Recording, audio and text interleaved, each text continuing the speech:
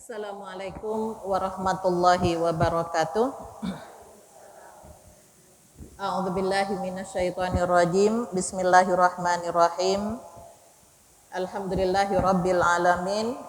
Wassalatu wassalamu ala asyrafil anbiya'i wal mursalin wa ala alihi wa sahbihi ajmain.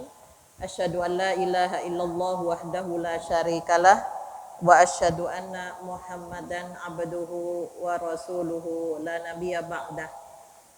Ibu-ibu jamaah pengajian Masjid Muhajirin yang dirahmati oleh Allah, untuk mengawali kajian ini ya. Jadi saya diminta Senin keempat ya Bu ya. Mudah-mudahan sehat semuanya. Mari kita awali terlebih dahulu dengan membaca surat Al-Fatihah bersama ya.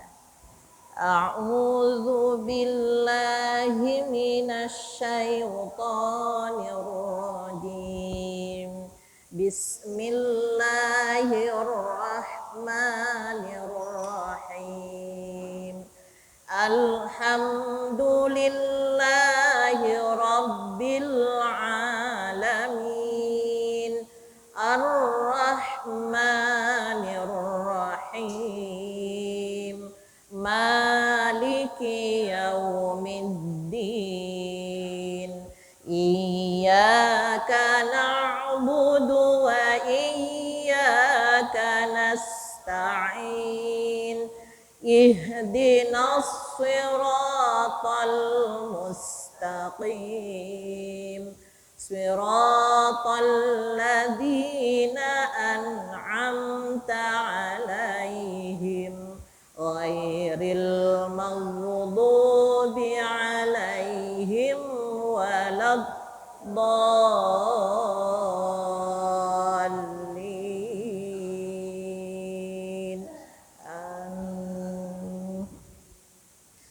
Ibu-ibu sekalian, kita membiasakan dengan membuka dengan surat Al-Fatihah karena majelis ilmu ini itu akan membahas tentang ayat-ayat Allah. Sedangkan surat Al-Fatihah itu adalah Ummul Quran yang akan menjadi muqaddimah yang berisi apa yang akan dibahas di dalam seluruh Al-Quran, mulai dari surat Al-Baqarah sampai Juz Amma. Bagaimana ma'rifatullah, kita mengenal Allah itu. Kemudian ada ikrar di dalam surat Al-Fatihah bahwa iyyaka na'budu wa iyyaka nasta'in. Kita hanya mengabdi kepada Allah, bukan abdinya manusia. Dan kita akan minta tolong di saat kita tidak bisa melaksanakan secara maksimal. Minta tolong kita hanya satu-satunya kepada Allah dalam urusan yang tidak mungkin diselesaikan oleh kita sebagai manusia. Kemudian yang ketiga, di situ Allah memberikan 3 kelompok manusia yang akan dibahas di dalam Al-Quran. Kelompok yang diberi nikmat, ini kebetulan ada penjelasannya tentang karakteristiknya pada Quran surat An-Nisa. Surat yang membicarakan tentang perempuan. Ya, karena kita dipercaya oleh Allah untuk menjadi al-ummu madrasah, ibu itu sebagai sekolah bagi keluarganya. Kemudian ada kelompok orang-orang yang mendapatkan murka Allah, maghdub, yaitu orang-orang yang ingkar. Kemudian kelompok yang dhalin, yaitu kelompok yang sesat, yang di situ banyak wajah, banyak muka, di depan sana begini, di depan sana begitu, jadi nggak pernah jejak mukanya. Nah, inilah kita membiasakan mengawali dengan Al-Fatihah sebagai muqaddimah, sebagai Ummul Quran yang di situ kita akan membahas dalam forum ini adalah ayat-ayat Allah. Sudah siap belajar Ibu? Insya Allah ya. Kalau Allah mengizinkan ya kita sehat ya, saya yang diberi waktu setiap Senin keempat ya akan membahas tentang adabul mar'ah. Hari ini masih mukaddimah, nanti berkelanjutan supaya ibu-ibu dapat pemahaman secara terstruktur ya tentang yang berkaitan dengan adabul mar'ah fil Islam, apa yang menjadi hak dan kewajiban kita sebagai perempuan, bagaimana Islam menempatkan kita sebagai perempuan di dalam melaksanakan fungsi hidup baik sebagai hamba maupun sebagai khalifatullah di muka bumi ini. Ya, jadi mungkin ibu-ibu sudah banyak kajian-kajian di mana saya ingin ingin mengambil kaitannya dengan maqasidus syar'iynya. Maksud Allah mensyariatkan itu kepada perempuan apa? Ya, jadi kalau dari sisi teorinya, dan saya yakin ibu-ibu sudah banyak ngaji di mana-mana, di YouTube tinggal buka.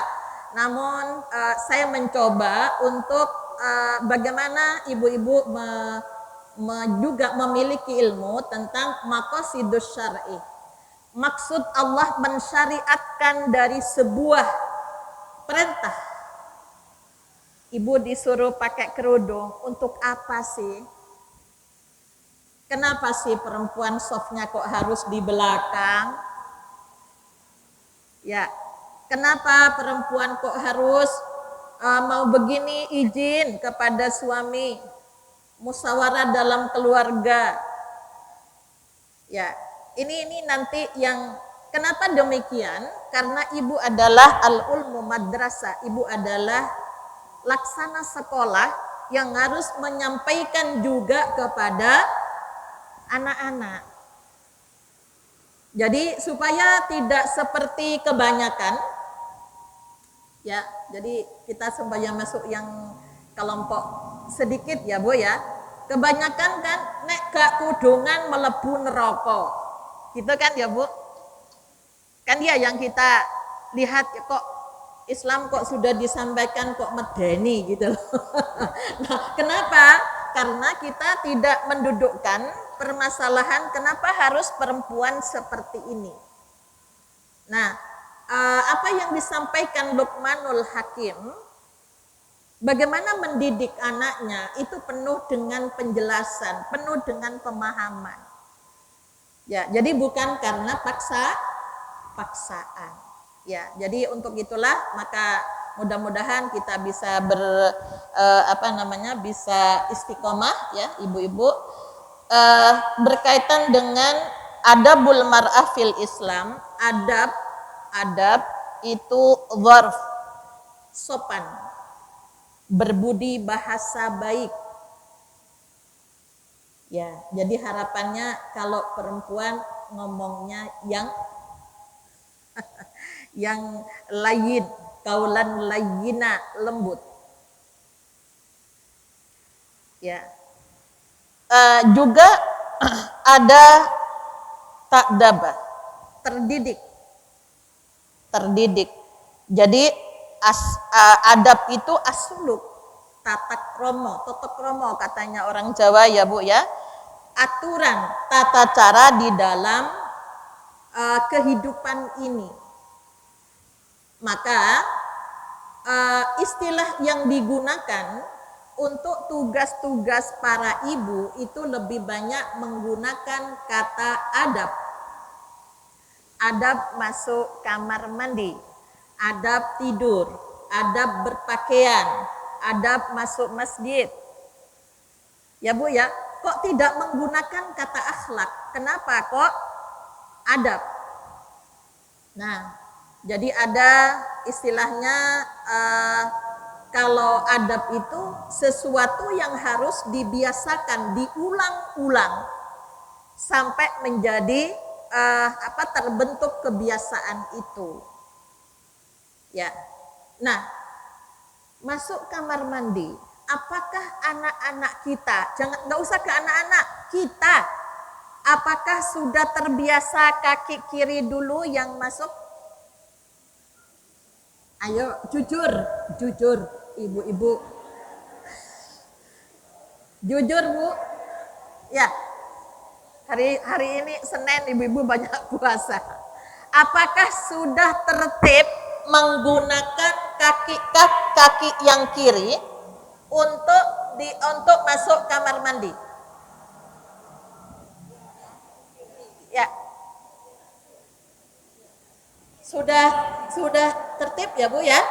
Alhamdulillah. Kecuali kebelet katanya. Atau kecuali nek iling. Nek lali ya wis kan gitu. Ya. Nah, inilah yang menjadi sangat penting. Allah sangat menghormati yang mengangkat derajat perempuan karena tugas membiasakan itu tidak mudah. Tadi masuk masjid kaki yang kanan? Betul lah, Bu. Betul. Lah nek kakinya satunya sakit. Iya. Ya, saya dulu ada pengajian di Assalam Telogomas. Ada rutin biasanya karena saya dekat sambil ngajar nek pas saya waktunya ini nggak ngajar hari ini misalnya. Itu ada ibu yang dia duduk manis di dekat pintu. Dia pasti datang duluan dan pulang terakhir.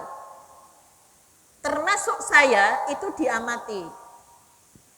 Ya, jadi satu-satu dia mengingatkan, Bu, kaki kanan jangan lupa berdoa, Allahumma tahli abwaba rahmatika. Sampai diingatkan sama pengurusnya, Bu, masa ustazahnya juga ditanya, yuk lali. Saya suka sekali ada seorang murid yang sudah mengingatkan, kenapa? Saya manusia. Bisa lupa. Nah, Allahumma inni as'aluka. Jadi kalau sudah keluar kaki kiri, Allahumma inni as'aluka min fadlik. Waktu dulu ngaji hafal, tapi kalau tidak dibiasakan, apalagi sudah senior ya, Bu. Ya, sudah senior, dulu nggak bisa, setelah bisa diajari, sekarang lupa. Waktu awal-awal virus corona, namanya doa masuk rumah, semua hafal kalau yang saya ajar. Nggak tahu sekarang. Allahumma inni as'aluka khairal maulidi wa khairal makhraji bismillahi walajna wa bismillahi kharajna. Padahal berapa ratus abad Rasulullah sudah mengajarkan, nek masuk rumah baca itu dulu sebelum assalamu alaikum. Ini siapa yang harusnya nunggui? Perempuan. Apa itu suami, apa itu anak. Walaupun suami saya juga mau balik, sudah berdoa belum? Masuk belum? Balik dulu. Assalamualaikum nanti kedua. Di luar rumah. Bahkan Islam ngajarkan kalau dari luar berwudhulah dulu sebelum masuk rumah. Kalau orang dulu kan ada gentong apa itu di depan rumah ya, Bu. Ya, itu sebenarnya sudah lama diajarkan ya. Nah, maka yang digunakan kata adab. Adab berpakaian. Karena nanti pulang ganti daster ya, Bu. Ya, berdoa lagi. Bagaimana melepas pakaian yang sudah kita. Nah, kalau bukan perempuan, maka alamat di rumah itu tidak akan terbiasa. Maksudnya itu. Makanya adabul mar'ah fil Islam, menggunakan kata adab dan juga menggunakan kata mar'ah. serumpun dengan kata mir'atun yang artinya cermin. Jadi tempat berkaca. Luar biasa Islam waktu masa jahiliyah direndahkan. Setelah Rasulullah hadir menyampaikan Islam yang barusan diperingati kelahiran dan wafatnya tanggal 12 Rabiul Awal, itu salah satunya yang harus kita syukuri adalah bagaimana Rasulullah itu mengangkat perempuan ya dari dihinakan menjadi mulia dan bermartabat. Adab makan. Ya. Enggak menggunakan adab bertamu dan menerima tamu. Adab bergaul. Ya, jadi adab. Jadi sesuatu yang harus diulang-ulang, dibiasakan di mana Allah telah memberikan sel otak kiri, ya, ruang otaknya perempuan itu diberi kelebihan untuk banyak ngomong. Jadi apa namanya, kamus kata-kata, kalimat itu tempatnya di perempuan. Makanya kalau ngomong itu mengulang nggak bisa sekali ya Bu ya.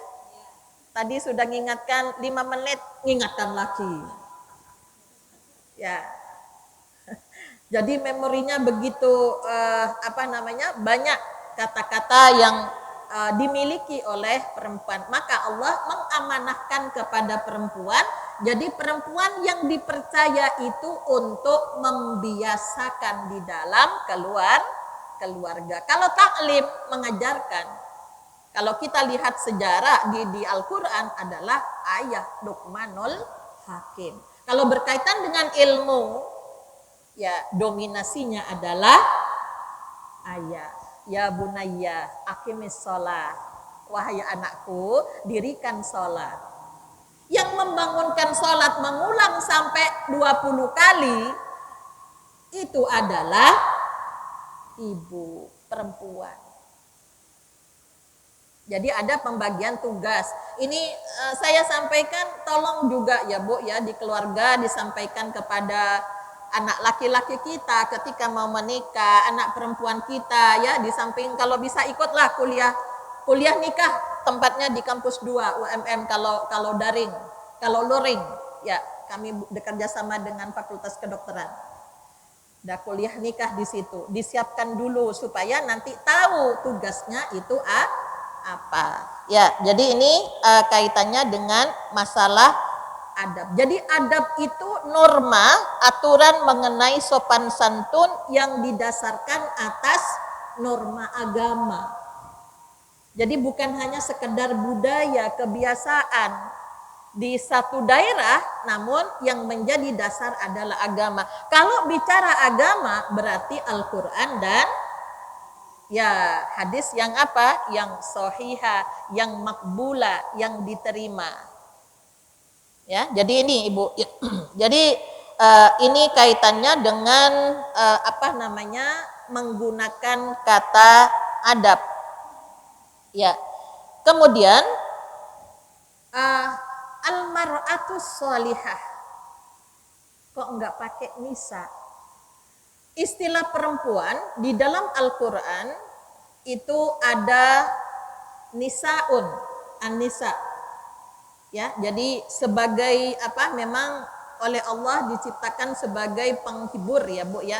Penghibur dalam artian dikala keluarganya sedih, suami dan anak-anak sedih, memang perempuan itu diciptakan dengan kelembutannya. Bukan untuk nyeneni suami ya Bu. Jadi menghibur, menguatkan di sini. Ya. Kemudian ada lagi menggunakan kata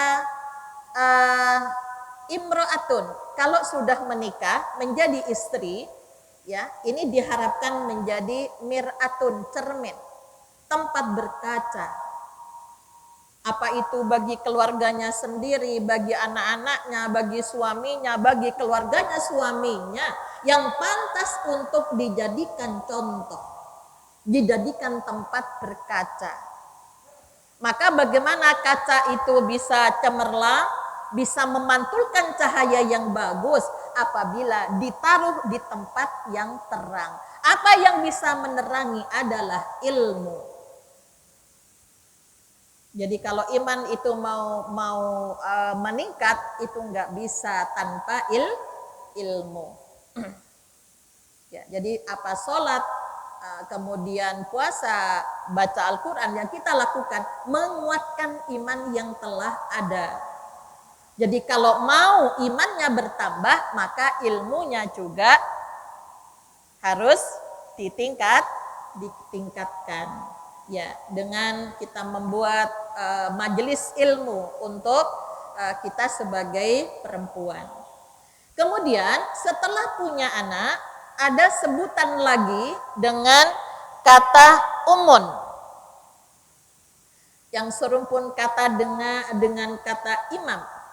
Imam itu pemimpin ya Bu ya, pemimpin bagi rumah tangganya suaminya, bukan pemimpin keluarga, pemimpin di dalam rumah tangga suaminya. Wal mar'atu ra'iyatun fi zawjiha wa hiya mas'ulatun an ra'iyah.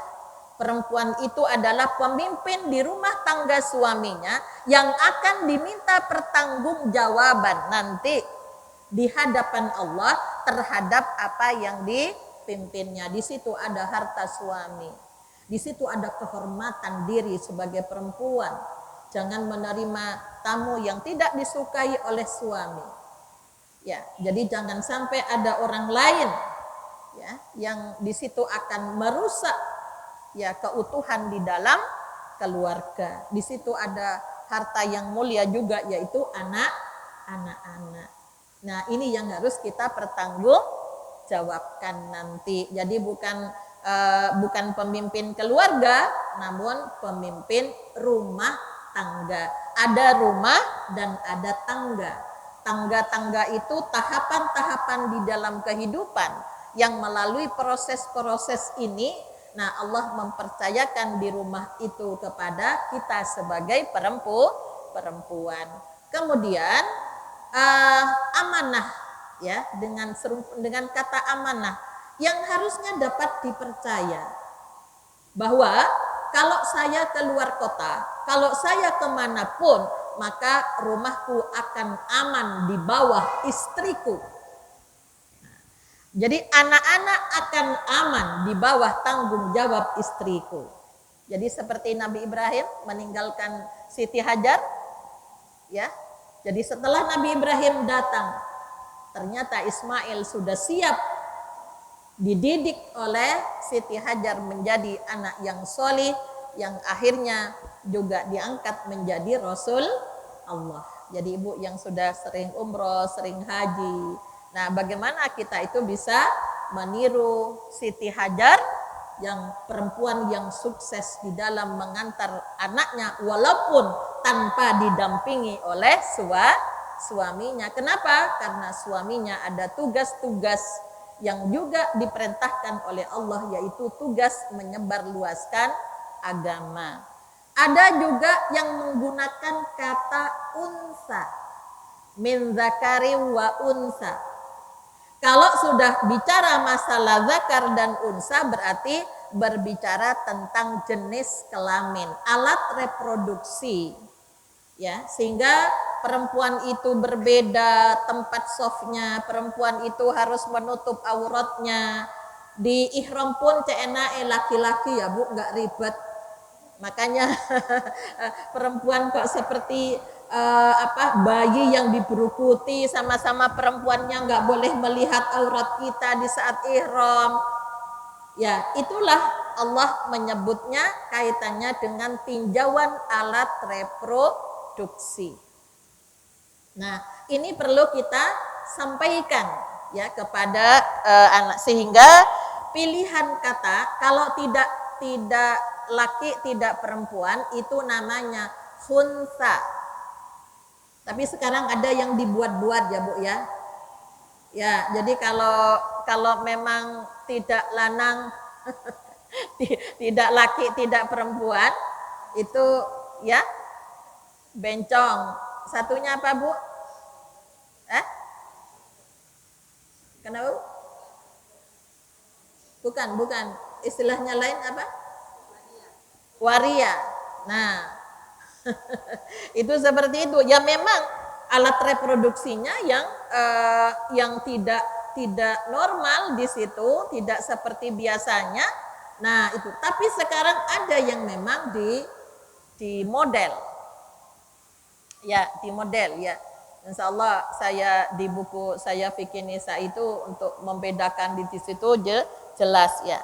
Kemudian istilah perempuan ya. Jadi kalau di Jawa itu kan dari kata empu ya Bu ya. Kalau kita lihat di kamus itu dari kata empu ya menjadi apa? Perempuan ya Bu ya.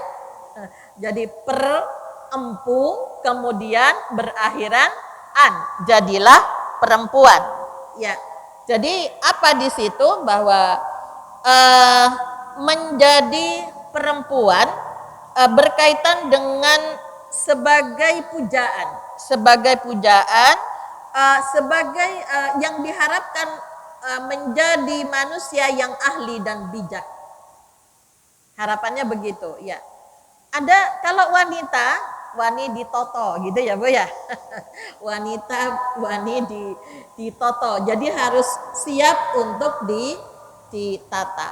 Nah, ibu-ibu sekalian, berkaitan dengan pembahasan kita yang berkaitan dengan masalah perempuan di dalam Islam, ini ditempatkan di dalam Islam itu di surat An-Nisa ayat 1. Kemudian sebagai zauj, sebagai pasangan dari laki-laki. Ya, jadi di surat An-Nisa muqaddimahnya diawali dengan Bismillahirrahmanirrahim. Ya ayuhan nasu taqu rabbakumul ladzi khalaqakum min nafsin wahidah wa khalaqa minha zaujaha wa batsa minhuma rijalan katsiran wa nisaa. Ya, sebagai zaujah, sebagai pasangan. Nah, ketika menjadi pasangan, maka perempuan diharapkan memposisikan diri sebagai pasangan laki-laki. Ya, soalnya kalau burung ya Bu, kalau sayapnya satu nggak bisa terbang, maka perlu satu sayap lagi untuk bisa terbang tinggi. Gambarannya laki dan perempuan itu seperti sayapnya burung yang harus saling mengimbangi. Kalau satu sakit itu nggak bisa Bu terbang tinggi. Ya. Atau masih lemah kondisinya ya Bu ya, burung yang baru netas dari telur itu kan nggak bisa, maka perlu bagaimana caranya sehat supaya bisa terbang tinggi kayak burung gereja itu ya. Di satu musim itu kadang-kadang ada di mana gitu loh. Jadi luar biasa itu mereka berkelompoknya juga bersama-sama untuk menjaga, untuk melindungi diri dan keluarganya. Ya, jadi sebagai pasangan maka tidak akan pernah tertukar. Jadi memposisikan, mengimbangi, kita perempuan ini berada di posisi yang sebelah mana. Nah, ini yang nanti akan dikaji juga ya. Kemudian di dalam kaitannya dengan masalah ibadah, Allah tidak pernah membedakan. Di dalam surat An-Nahl ayat 97, man amila sholihan min dzakari wa unsa falanuhyiyannahu hayatan thayyibah. Barang siapa yang beramal solih tanpa melihat jenis kelamin, ya, maka Allah akan memberikan kehidupan yang thayyib. Itu kalau makanan tidak terkontaminasi dengan obat-obatan yang akan membuatnya sakit, itu thayyib. Kalau kita kan makan disuruh yang halal dan lagi toyib ya Bu ya. Toyib itu yang bergizi, kemudian tidak ada apa namanya 5 apa Bu ya, P ya, pemanis, perasa, penyedap, pengenyal. Itu kalau di makanan yang toyib itu yang bagaimana ya, itu ada ukuran-ukurannya, minimal terbebas dari ada 10 P katanya sekarang, berkembang huruf ini sekarang sudah ada 10 P, pengenyal, perenyah, apalah ya, ini kan ibu-ibu biasanya ya, ada yang dikasih tas kresek dicampurkan di gorengannya supaya bisa renyah dengan tanpa biaya yang kalau dagang itu kan memang cari untung, namun di sini biayanya kecil, untungnya besar, maunya seperti itu. Akhirnya jadinya di penghujung kehidupannya itu nggak ada keberkahan, nggak ada keberkahan di dalam hartanya. Kenapa? Karena ada ghosh, ada eksploitasi, ada gharar, ada tipuan-tipuan di situ. Ya, jadi untuk itulah maka kita sebagai perempuan perlu perlu selektif, bahwa kalau kita beramal soleh perempuan maka akan diberi oleh Allah kehidupan yang baik. Nah, di surat Al-Ahzab ayat 35 ini ada perempuan di masa Rasulullah yang bernama Ummu Amarah Al-Ansariyah. Dia perempuan yang sangat kritis menanyakan tentang hitop ayat. Ya Rasul, selama ini kenapa sih perempuan kok ayat itu kok ya ayyuhalladzina amanu terus? Kok perempuan tidak disebut? Akhirnya turunlah ayat 35, innal muslimina wal muslimat, nama perempuan disandingkan ya, wal mu'minina wal mu'minat wal qanitina wal qanitat ya, lain kali kita kaji ayat ini ya. Jadi di situ tidak ada perbedaan di mata Allah. Allah akan memberikan balasan yang besar, tidak melihat jenis kelamin. Di ayat 195 surat Ali Imran yang Rasulullah menangis ketika turun ayat itu. Ya, sampai izin kepada Aisyah, aku malam ini tidak tidur mendampingi kamu ya, saya mau beribadah. Kenapa? Karena Allah telah menurunkan dari ayat 190 sampai 195 surat Ali Imran yang Rasulullah sering membacanya setelah bangun dari tidur. Bahkan kalau bisa sampai akhir ayat, sampai akhir ayat, yaitu ayat 200. Ya, jadi berkaitan bahwa fastajaba lahum rabbuhum, Allah menjawab apa yang menjadi permintaan Rasulullah, supaya dihapuskan dosanya, supaya diwafatkan dalam keadaan Islam, tidak dihinakan di hari kiamat. Maka Allah itu menjawab, Allah tidak akan menyia-nyiakan amal orang yang beramal. Ya, orang yang memohon kepada Tuhannya perlindungan dari itu, ya, jadi akan diberikan balasan oleh Allah tanpa melihat jenis kelamin.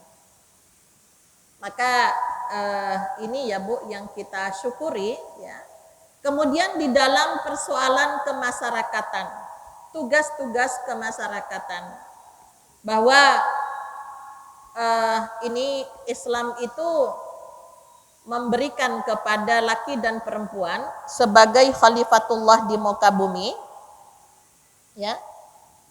Jadi sebagai khalifatullah di muka bumi, selain tugas beribadah, yang kedua sebagai khalifatullah di muka bumi untuk membekali diri. Ada 5 tugas khalifah Ibu. Yang pertama membekali diri ya dengan ilmu, menjaga kesehatan jasmani dan rohani harus imbang ya. Bahkan sekarang berkembang di undang-undang kesehatan menjadi ada tambahan bukan hanya sehat jasmani rohani, tapi ada sosial spiritual.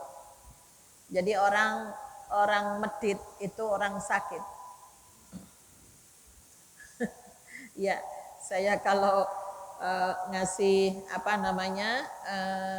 kuliah pakar pada mahasiswa kedokteran keperawatan bahwa Anda itu akan menjadi perawat, akan menjadi dokter yang bisa ya mengobati 4 penyakit jasmani, rohani, sosial, spiritual. Jadi kalau ada orang Islam yang nggak sholat itu berarti sakit spiritual.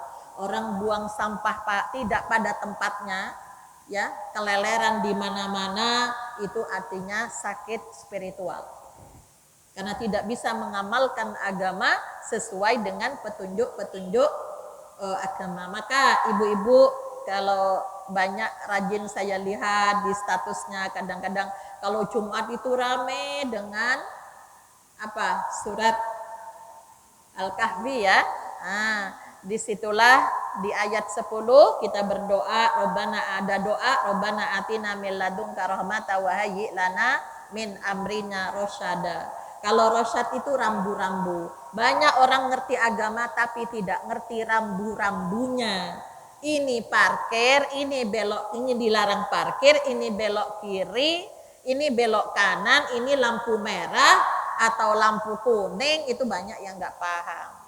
Petunjuknya di Al-Quran paham, tapi nggak paham dengan rambu-rambu. Jadi rosyada itu rambu-rambunya di dalam beragama. Ya, jadi ini ya Bu ya. Kemudian menampilkan diri dengan akhlakul karimah. Setelah itu ada tugas terhadap agama, mulai belajar, mengamalkan, ya, menyampaikan dan mempertahankan nilai-nilai agama itu dari kehidupan. Ya, jadi ini kemudian ada tugas di dalam keluarga.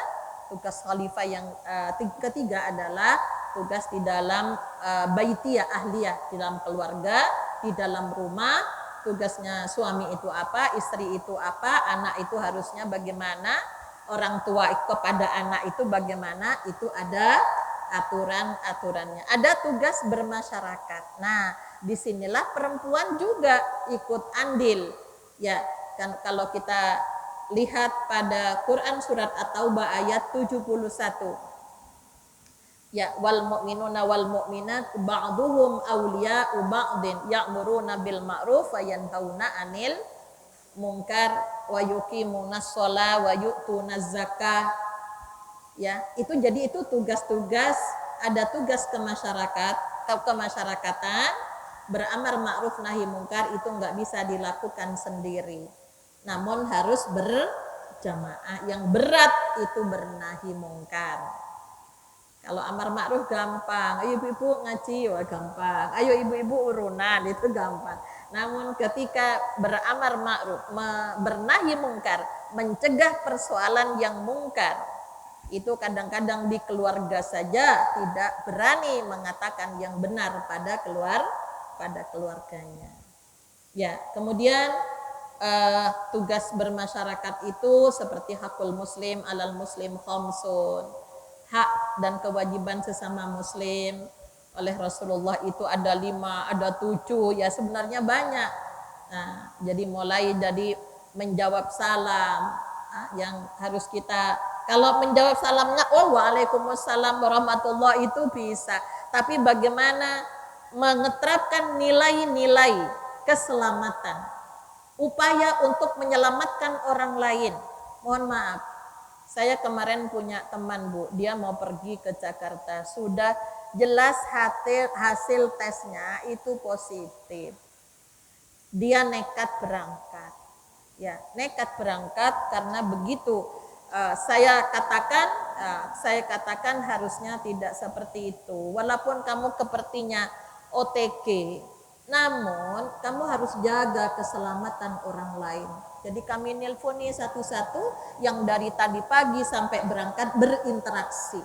Mohon untuk jangan dikira kemudian corona sudah pergi. Ini kadang-kadang kan yang mungkin capek. Ya mudah-mudahan katanya Bu Titi ya tidak jadi betul-betul pergi. Tapi nyatanya masih ada. Jadi kalau kita pakai masker dan sebagainya, menjaga orang lain. jangan mencelakai orang lain. Bisa jadi kita ada apa namanya Bu, ada virus namun tidak dirasakan, namun itu membahayakan pada yang lain. Yang seperti TBC itu ya Bu ya, naik mobil sak mobil ya kena Bu, kena. Ya ini karena begitu cepat itu ya, begitu cepat penularannya. Wah, kalau nggak kering di benda itu juga ya. Nah inilah tugas-tugas kemasyarakatan untuk assalamualaikum itu di situ ada janji untuk saling menyelamatkan, bukan saling menghancurkan. Di situ ada amanah yang harus dijunjung tinggi. Kemudian ada lagi doa. Ya, jadi bukan hanya ya, yang penting aku selamat, tidak begitu Islam itu. Ya, jadi menjenguk yang sakit, kemudian didoakan. Kita minta kepada mereka yang sakit untuk didoakan. Lah ini juga adab menjenguk yang harus kita biasakan. Ya, secara psikologis kalau orang sudah tidak berdaya, dia sakit, masih tolong aku doakan ya. Doamu insya Allah mustajab. Dia akan semangat bahwa saya lagi sakit ini masih punya arti bagi orang lain. Harapannya ke situ. Kemudian ada tugas berbangsa dan bernegara. Ya, jadi ini tugas-tugas yang diamanahkan oleh Allah baik kepada laki-laki maupun perempuan ya di dalam jadi jangan tidak ada pilah-pilah oh ini tugasnya laki-laki, ini bukan tugasnya perempuan. Jadi urusan anak ya bapak-bapak itu ngajari, memberikan ilmunya, ibu-ibu membiasakan. Harusnya begitu. Namun prakteknya kok enggak begitu. Sembarang kok ke ibu ya. Saya ngajari, saya ngantarkan ngaji, saya ngambil rapot, ya memang bapak bekerja ya Bu. Kerja ketika sudah ada kaitannya dengan dinas, nah yang punya kelonggaran itu ibu-ibu. Ya dimusyawarahkan lah yang penting. Yang penting ya apa namanya suami itu tahu bagaimana perkembangan anak-anak di sekolah. Ya ini sebagai apa namanya sebagai pengantar ibu-ibu sekalian berkaitan dengan adabul mar'ah fil Islam. Jadi saya lebih kepada adab itu apa, perempuan itu apa, bagaimana laki-laki dan perempuan itu adalah sebagai pasangan. Kemudian juga berkaitan dengan tuntutan untuk melakukan perintah-perintah Allah, itu tidak ada perbedaan antara laki-laki dan perempuan. Sehingga ada berkaitan dengan beberapa syariat yang memang dibedakan antara laki-laki, mulai dari pakaian, mulai dari soft salat ya Bu. Ya, ada beberapa hal, ya ada beberapa hal kok dibedakan oleh dari syariat itu berkaitan dengan di sini kembalinya untuk mendudukkan bahwa perempuan itu ya itu jangan sampai menjadi fitnah bagi laki-laki. Karena apa? Mulai sel otak sudah berbeda.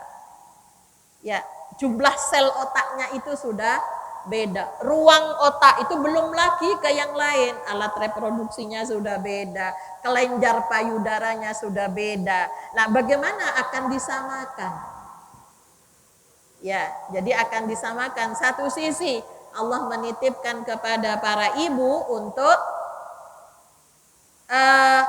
tempat persediaan makanan bagi anak-anaknya usia 0 sampai 6 bulan. Maka kelenjar payudara perempuan semakin hari semakin berkembang. Namun sel otak laki-laki ya nggak aman melihat itu. Ya, nggak aman. Maka terus Islam datang untuk maka tutuplah yang namanya itu, karena itu akan mengganggu konsentrasi bagi laki-laki. Jadi ibu nanti kalau bisa bagaimana sih cara mengkomunikasikan kepada anak-anak yang tidak bisa kita langsung ya Bu ya. Artinya langsung nanti Ini kemarin saya mendampingi anak yang sudah hampir mau pindah agama, Ibu. Saya melihat dari usia kelas 3, jadi persoalan rumah tangga itu mulai muncul kelas berapa dia anak ini? Kelas 3, Bu. Kelas 3 SD. Kelas 3 SD itu adalah usia di mana anak sudah mulai tidak mempercayai yang gaib. Masa Allah, malaikat. Maka di sini harus banyak mendapatkan penjelasan-penjelasan untuk penguatan pada saat usia itu. Nah, ketika usia itu kemudian rumah tangganya tidak ada yang dijadikan sebagai contoh. Nah, itu munculnya ketika mahasiswa semester 1. Anak usia 3 tahun, itu banyak ya Bu, 3 tahun ya Bu ya, bukan kelas 3 SD. 3 tahun itu banyak pertanyaan yang harus dijawab tentang Tuhannya, tentang masalah-masalah yang besar, ingin tahunya banyak sekali. Maka ketika menjawabnya salah, itu nanti akan menjadi memori yang kuat untuk yang akan datang. Ya, jadi ini hal-hal yang kalau saya ngorek dari permasalahan itu, saya kembalikan ke masa di mana masa itu dia sudah mulai tidak yakin akan malaikat karena sudah ingin mencoba-coba. Ya, kelas 3 SD itu usia berapa Bu? 9 ke 10 ya Bu. Ya, lihat kematangan anak ya, walaupun usianya 6 tahun tapi belum matang, biasanya kan tidak dimasukkan SD kan, karena kematangan satu dengan yang lain berbeda. Oh, ini lahir anak prematur, tentunya usia ininya, usia itu nggak sama dengan yang lahir normal. Nah, anak yang sesar dengan yang normal juga beda karena tidak kena benturan di kepalanya, makanya harus siap dengan kecerdasannya yang kadang-kadang kita tidak ngikuti. Ya, ini hati-hati yang uti. Kalau saya di rumah, jujur saya sama anak saya, Bu, ini buku-bukunya ada bahasa Inggris, nek bahasa Arab ini ibu yang jelaskan ya. Nek bahasa Inggris jangan, nanti ibu salah mengucapkan, nanti ke depannya susah gitu. Oh ya wes, tutup kaplinganku. Ketika cerita kan ada buku berbahasa Inggris, sekarang kan banyak ya Bu ya, macam-macam bagaimana mereka tertarik. Nah inilah ibu-ibu sekalian, kita juga harus paham pada usia-usia berapa yang berkaitan dengan iman kepada yang gaib itu sudah mulai tidak tertarik lagi. Kenapa? Karena anak-anak itu sudah ingin hal-hal yang serba rasional. Maka itu perlu contoh-contoh ya. Sering saya bina guru-guru itu ya. Ini tolong di usia seperti ini tidak selamanya di dalam keluarga itu kuat di dalam memberikan pembinaan. Jadi 2 hari 3 hari ini sudah nggak sholat Bu, sudah nggak sholat, sudah kamu nggak usah menanyakan, nggak usah ini dulu, biarkan dulu dia sampai menemukan dirinya. Ya, jadi itulah kadang-kadang akibat dari perceraian yang dendam, yang apa itu kalau tidak didampingi ya, anak-anak ini kalau tidak damping jadi banyak sekali dampaknya. Nah, itu jadi perempuan nanti setelah itu menjadi putri ya, menjadi istri, menjadi ibu, menjadi anggota masyarakat. Nah, bagaimana adab-adab bergaul ketika sehingga marwah sebagai perempuan itu tetap akan dijunjung tinggi dalam artian tidak sampai ya, kita bicara adabul mar'afil Islam itu bagaimana kita itu tidak direndahkan, tidak diremehkan ketika kita itu bersama lawan jenis kalau kita memperhatikan adab-adab di dalam Islam. Maka kalau ada laki-laki yang iseng tidak menghormati, nah ini sangat penting. untuk kita sampaikan kepada anak-anak kita. Ya, ini jam nanti masih ada tanya jawab ya Bu ya. Oke. Nah, ibu-ibu sekalian, yang akan dibahas di dalam adabul mar'ah fil Islam itu yang berkaitan dengan masalah pergaulan, ya. Pergaulan di dalam keluarga, ya. Pergaulan di dalam keluarga, kalau sudah keluarga, saya kalau ada konsultasi ini akan konsultasi tentang apa? Pribadi, keluarga atau pernikahan? Kalau pernikahan kan harus suami istri. Kalau pribadi ya dirinya sendiri. Kalau keluarga berarti melibatkan ada anak, ada orang tua, ada siapa lagi lah yang terlibat di situ. Ya, jadi tidak langsung penanganannya sama antara satu dengan yang lainnya. Ya, jadi sebagai putri, bagaimana anak perempuan itu berbakti kepada kedua orang tua? Kalau lahir, doa Allah yang diajarkan ya kepada Nabi Zakaria di surat Maryam ayat 14-15. Ya Bu ya. Wa barram biwalidayhi walam yakun jabbaron aswiya.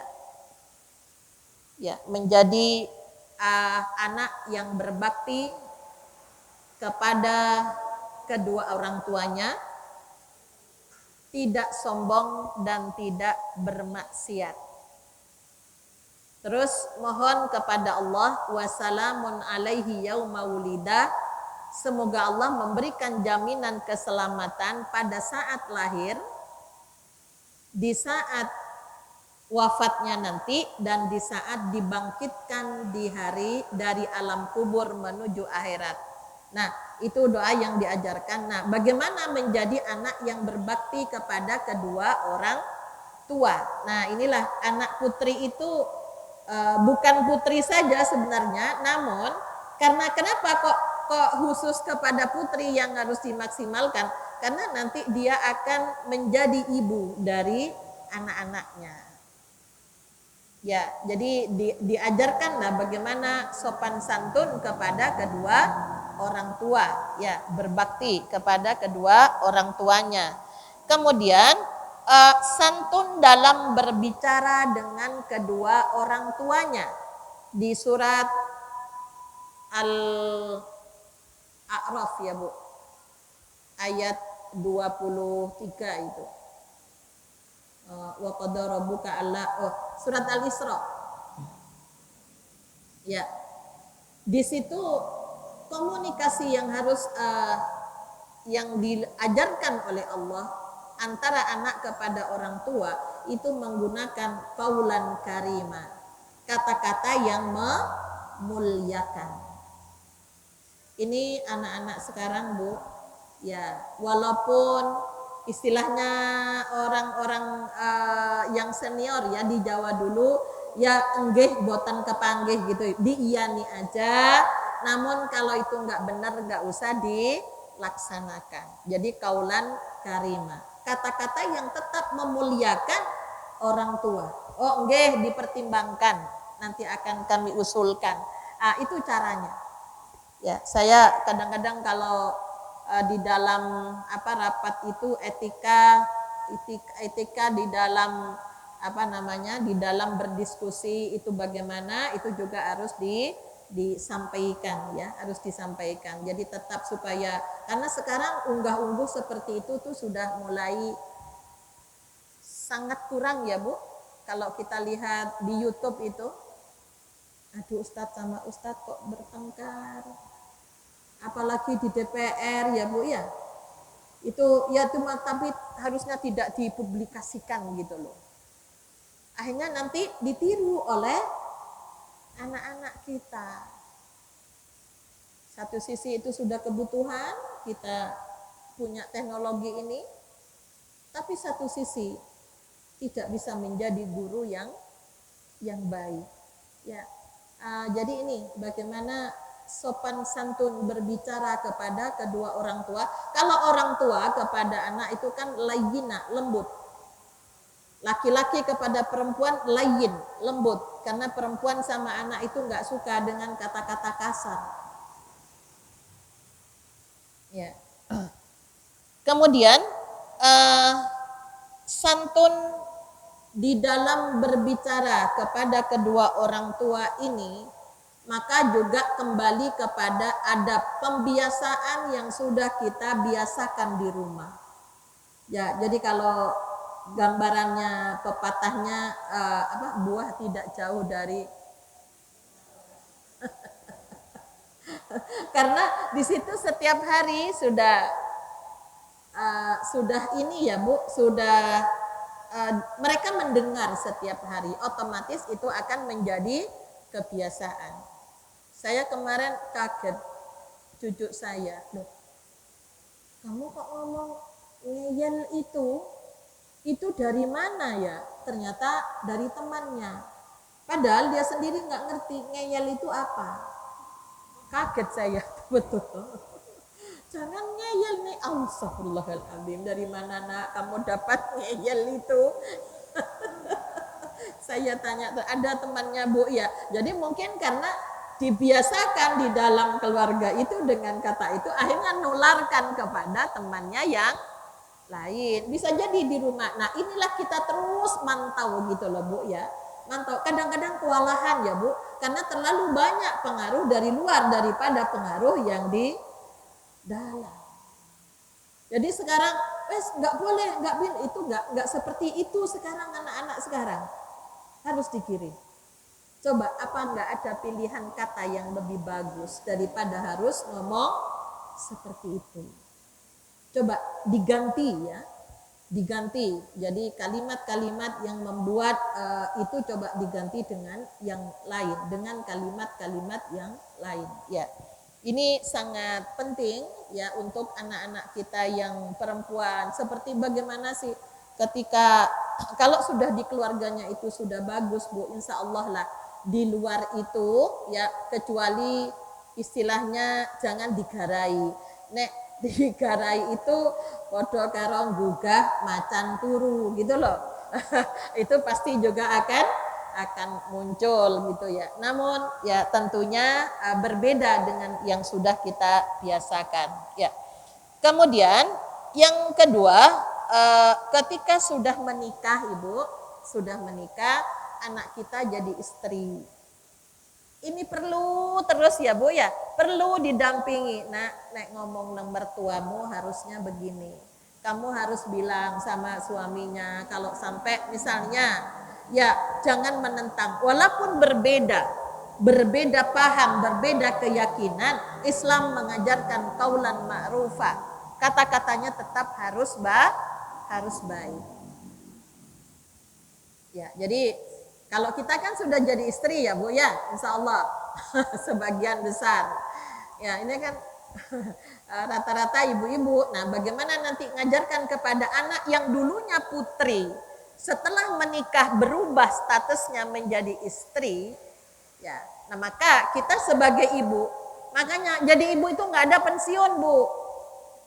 Nggak ada pensiun. Walaupun anak-anak kita terus nikah, terus dipantau, kita pantau.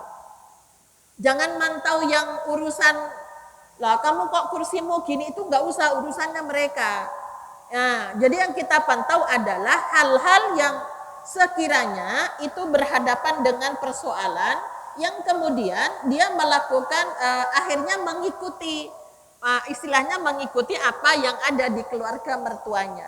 Kamu harus mengamati dulu. Kamu jangan mengambil sebuah sikap yang nanti akan menjadi kamu berubah. Bagaimana kamu menjadi subjek untuk memberikan pengaruh, bukan dipengaruhi. Ya, kalau di situ ngajari medit jangan melok gitu kamu. Nah, hanya bagaimana sikap menolak kepada orang tua yang baru itu yang disebut dengan mertua. Nek mertuanya sama ya itu anaknya besan ya gampang ya Bu ya. Nek enggak sama ngajinya beda ya beda lagi.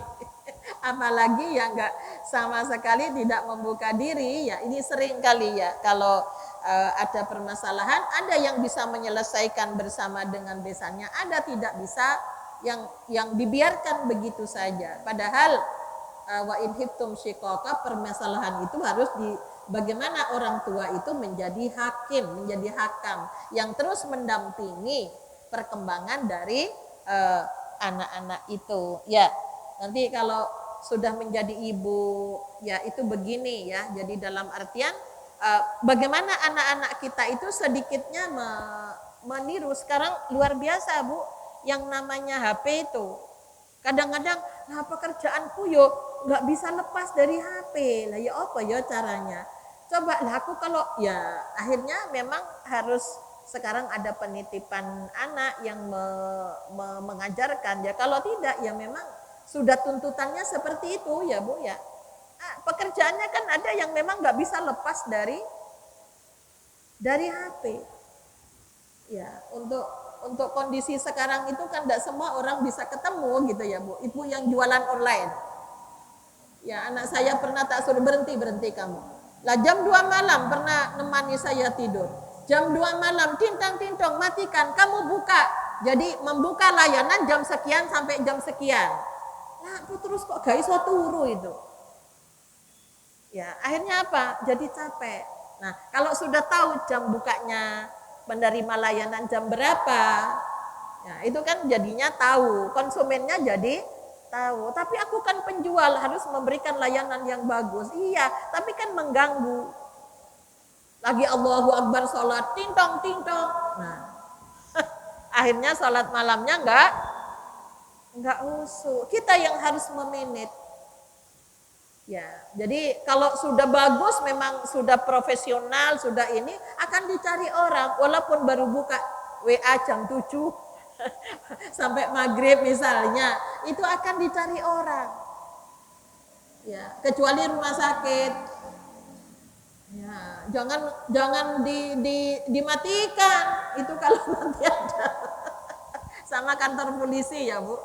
Rumah sakit sama kantor polisi itu yang harus buka 24 jam. Ya, jadi nanti setelah jadi ibu itu bagaimana ya, nanti akan kita bahas berikutnya apa yang harus kita sampaikan, kalimat-kalimat apa yang harus diajarkan ya, menjadi al-ummu madrasah itu konsepnya yang seperti apa. Ya, barangkali ini yang dapat saya sampaikan. Saya harap ada diskusi, ada hal-hal yang memang kurang Ibu pahami, karena ini masih pengantar ya Bu, masih belum fokus pada satu bab, makanya tidak saya kasih bab adabul mar'ah fil Islam ya. Mungkin setelah ini nanti ada babnya apa yang akan dibahas ya.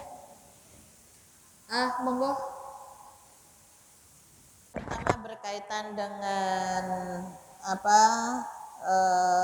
anak itu, Allah itu memberikan kepada perempuan kelenjar payudaranya memang berbeda dengan laki-laki, karena Allah akan menitipkan pada perempuan itu untuk makanan bayi yang masih belum mencerna yang lainnya.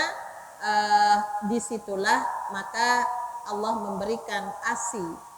Dengan keluarnya ASI yang harus dirawat dari awal ya Bu ya. Ada di masjid, kemudian makanannya juga harus terpenuhi supaya ASInya lancar kan gitu. Ya, ini perjuangannya perempuan. Mulai dari hamil, apa itu dari rohaninya, jasmaninya, itu harus disiapkan makanannya. Jadi makanya kalau kita melihat bahwa perempuan itu ya, jadi ketika melahirkan itu luar biasa, dikatakan perangnya perempuan itu di situ. Karena apa? Ya ada perubahan secara hormonal, memang nggak enak makan. Sebenarnya ngidam itu kan nggak ada Ibu ya, hanya karena nggak enak makan, terus kemudian ani-ani, kepingin ani-ani ya Bu ya, kepingin ini, setelah beli ya nggak makan. Sama yang kena COVID kemarin, gitu kan ya, kan nggak suka makan pemicunya. Nah itulah maka kita biasanya kalau ada di madrasah perempuan itu saya sampaikan bagi yang sudah hamil, Kalau mau makan yang sesuai dengan ini, direncanakan dulu, membayangkan dulu mau kepingin apa, baru masak kan gitu. Jadi harus berjuang untuk makan. Soalnya apa? Nanti kesehatan anak, kemudian bagaimana ASINya itu juga harus dipraktek. Nanti kalau tidak diberikan, apakah tidak takut diminta pertanggungjawaban di hadapan Allah? Karena itu haknya anak. Itu haknya anak. Nah, sekarang itu kan sudah ini ya, Bu, sudah ada periset, sudah ada tempat penyimpanan ASI, sudah bisa, nggak ada istilahnya. Anak saya itu juga kerja, tapi ASINya saya yang nyimpankan supaya minum susu yang tambahan itu setelah disape.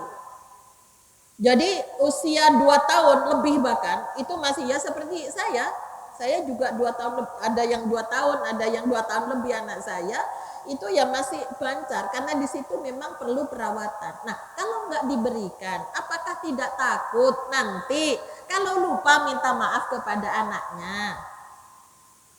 Harusnya kan ngomong, nak kamu dulu ibu karena nggak ada penyimpanan ASI, ibu itu bekerja misalnya, saya tidak penuh memberikan, saya punya hutang, tolong dimaafkan. Harusnya kan begitu. Lah ini kadang-kadang nggak merasa bersalah.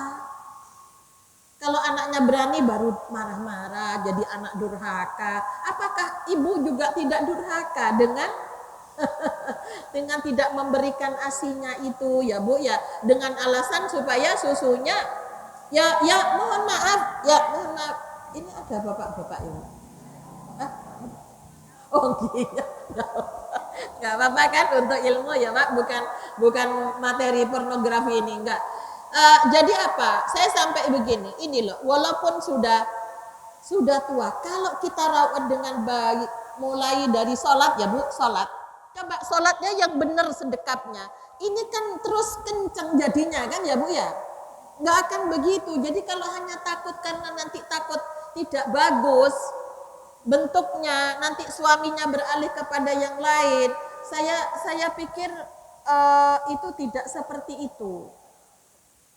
Nah ini ya Bu, jadi tolong itu disampaikan karena memang kalau menurut saya lebih mudah memberikan ASI langsung, nggak usah nyetiril botol, nggak usah ini kan ya Bu ya, itu tambah ribet sebenarnya. Kalau ini ya, kemudian pertanyaan yang kedua Ibu, itulah yang saya sampaikan tadi. Ternyata didikan anaknya besan dengan didikan kita berbeda. Ketika berbeda, harusnya selamatkan cucu kita. Makanya Rasulullah sampai membawa cucunya hijrah ke Madinah itu, ya karena ayahnya ya, itu nanti akan mempengaruhi ya, tapi pada akhirnya masuk Islam gitu ya. Nah, jadi ketika dulu ada yang sampai seorang ibu menangis, nanya kepada saya karena tidak boleh gendong anaknya yang bayi, takut nanti bajunya tidak steril, baju yang dipakai ibunya gitu loh. Ya Allah, cara aku tak untal meneh. Ya, kok sampai seperti itu. Jadi memang kita harus berlapang begini Bu, biar ibu tidak apa ya, tidak ada unsur kemudian marah. Ya Allah, bimbinglah anak mantu saya. Anak mantu kan ya Bu, ayahnya. Ya, nggih. Ya Allah, bimbingnya, tolonglah, mungkin dia tidak mendapatkan. Jangan ada sedikit ibu marah, misalnya dengan sampai ibu nelongso, kemudian ibu berdoa yang tidak bagus untuk anak mantu, kita rugi. Kenapa? Karena itu ayah dari cucu kita. Itu adalah suami dari istri, dari anak perempuan kita. Memang berat ya Bu. Berat sekali kalau sudah seperti itu. Maka perlu dikomunikasikan. Ibu tanya kepada putrinya, kenapa sih suamimu itu kok melarang? Ya, ini cucu itu digendong ibu gitu loh. Harusnya kan ada penjelasan, jangan gendong nanti mbah itu sudah sepuh, nanti jatuh, kan harusnya ada alasan walaupun alasan lain. Ya, alasan lain. Jadi jangan langsung dilarang tanpa, nah yang itu akan membuat dalam membuat hati ini ya, itu doakan aja terus. Ibu harus memberikan kepada putrinya ya agar supaya istilahnya lah, saya yakin kalau para ibu itu berbesar hati kok, nang aku gak popo tapi nang wong liya ojo ngono ya, misalnya lewat putrinya nanti supaya disampaikan. Jadi apa satu rumah Bu? Oh satu rumah. Ya itu. Jadi memang harus pandai-pandai mencari selanya ya, mencari selanya. Karena kita ingin menitipkan anak perempuan kita, itulah. Nah, kemudian ibu yang berkaitan dengan itu Nabiullah Ibrahim alaihissalam juga ya. Jadi ada pendapat bahwa itu adalah bukan ayah kandung, Azar itu adalah yang mengasuhnya ya, pamannya yang mengasuhnya ya. Kemudian kepada yang mana yang harus kita utamakan ya. Jadi ini Bu, saya dulu anak-anak asuh itu kan banyak yang ada yang dendam sama orang tuanya. Saya bilang, saya itu hanya ikut mendidik kamu. Yang melahirkan itu adalah ibumu, ayahmu yang membiayai selama hamil, selama kamu itu masih kecil sampai sekolah ya SD misalnya, itu di situ. Bagaimanapun kekurangannya, dia adalah orang tua yang harus dihormati. Nah, jadi kepada orang tua kandung ya memang berbeda ya Bu, berbeda. Namun bagaimana orang tua yang telah mengasuhnya itu kita tempatkan, namun ada perbedaan memang ya dalam hal-hal yang berkaitan dengan kebaktian. Namun kepada siapa saja sebenarnya Islam itu mengajarkan kepada yang sudah tua harus berbuat baik. Ya, jadi kemarin saya ada 2 anak laki-laki dan perempuan, dia lahir tanpa pernikahan yang sah. Anaknya itu dua-duanya baik-baik secara agama. Ya, yang di luar dengan orang tuanya. Namun dengan orang tuanya dia masih menaruh dendam, tidak bisa hilang karena baru diceritakan dengan bangganya kalau kamu lahir dulu ya, papa sama mama belum nikah. Bahkan kamu nggak tak kasih ASI, tak kasih susu aja. Nah, jadi 2 orang ini bersekongkol akhirnya hampir karena jauh Bu, saya nggak bisa untuk menghadirkan ke Malang. Saya bilang Islam mengajarkan kepada kita, kepada semua siapapun orang yang telah berjasa melahirkan, kita disuruh berbuat yang baik. Ya, jadi jangan sama sekali, memang itu dikatakan ayah biologis, bukan ayah secara nasab. Bagaimana dengan adik saya? Dia ayahnya tidak bisa menjadi wali. Bahkan Anda pun tidak bisa menjadi wali dari adiknya. Kenapa? Karena bukan saudara yang dihasilkan dari pernikahan yang sah. Ya Bu ya, ngomong berbuat baik, ngomong sabar itu gampang, tapi yang jalani lihat orang tua yang seperti itu. Terus bagaimana anak ini ya harus disuruh, jadi saya tetap tolong berbuatlah baik kepada dia yang telah menyekolahkan kamu sampai sekarang. Ya, mudah-mudahan doakan ya. Memang kalau kita lihat kan dia hanya berini dengan ibunya.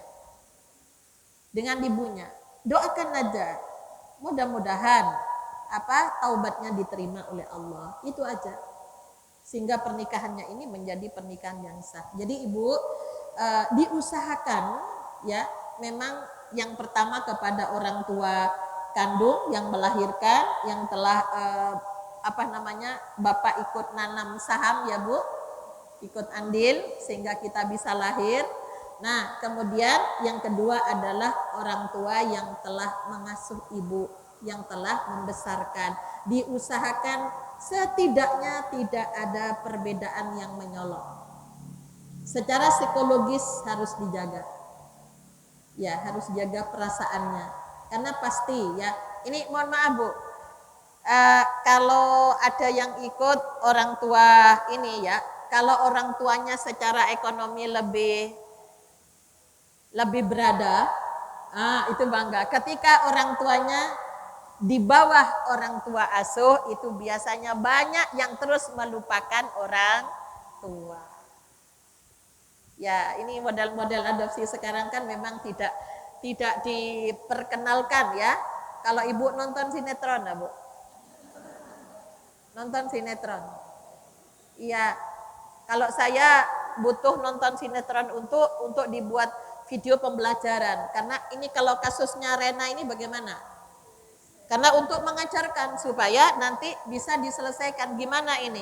Tidak boleh dikenalkan dengan ayah kandungnya. Kenapa? Ya memang menyakitkan. Memang menyakitkan. Apakah terus dibiarkan? Ya, ini jadi ada dunia terbalik itu juga Bu ya. Ada filmnya. Saya cuplikan di YouTube itu ada. Saya cuplik kemudian ini untuk menyelesaikan kasus-kasus ini bagaimana. Ada nilai-nilai di situ. Pembelajaran virtual sekarang seperti itu. Dari belajar dari keadaan, dari pengalaman yang memang bukan hanya sinetron, tapi itu kehidupan yang banyak dialami di dunia ini, di akhir zaman ini. Ya, barangkali ini karena duhurnya sudah 11:15. Ya, cukup Ibu? Ya. Nggih. Saya akhiri, nasrum minallah wa fathun qarib wa basyiril mu'minin. Mari kita akhiri dengan wal asri. Bismillahirrahmanirrahim. Wal asri innal insana lafi khusrin illal ladzina amanu wa amilus solihati wa tawasaw bil haqqi wa tawasaw bis sabri. Subhanakallahumma wa bihamdika asyhadu an la ilaha illa anta astaghfiruka wa atubu ilaik.